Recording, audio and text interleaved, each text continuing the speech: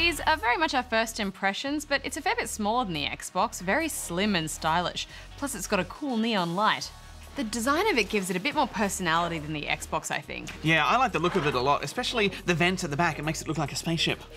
But they have brought back the touch-sensitive buttons, and I don't like them because they're quite hard to push, and my cat pushes them and it turns on and off and rah. Well, you can turn it on and off with your controller, Bajo.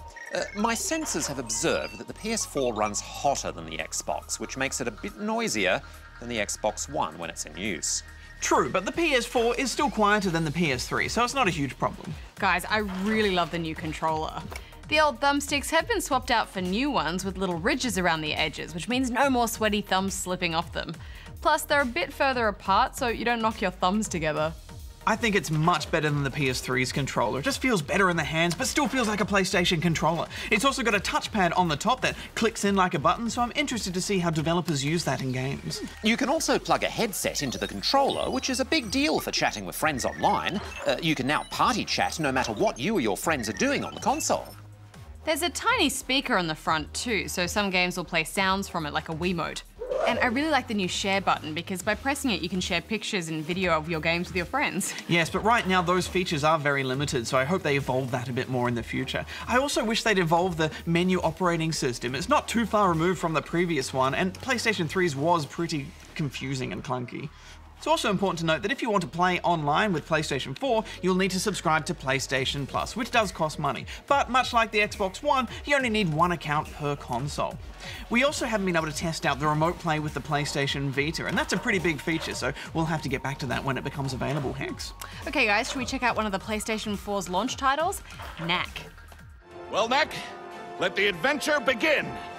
I can't wait.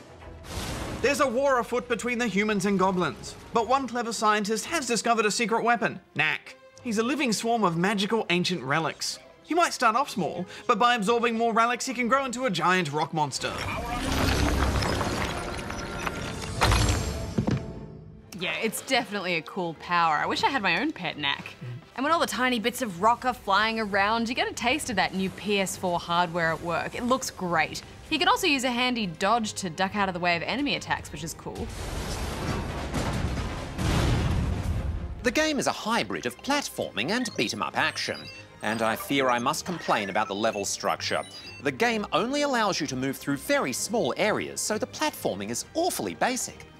Yes, the gameplay doesn't feel very next-gen, does it? Plus, Knack dies so easily from enemies, and also the checkpoints are really long, which can be frustrating. Knack's a giant rock monster. He shouldn't get hurt so much. He should barely get a scratch. We have only had a small amount of time with Knack, but I've got to say, from what I've played so far, it just doesn't feel like a must-have title. I think if you're getting a PS4, then you're better off starting out with something like Lego Marvel or Skylanders. Yes, Knack must join us in our expedition.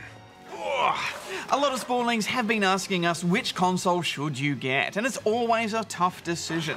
I guess feature-wise they're about the same, and power-wise they're about the same too. Really, it's all about the games. Yeah, and I guess think back to the previous generation of games as well, because a lot of those games will have sequels on the new generation. This is true, Hex, but for now, we need to go answer some questions at the Ask Good Game desk. Good idea. Yes. Darren, can you look after the consoles, please? Oh, affirmative. Don't break them. Affirmative. Don't break them. Hello. Are you comfortable?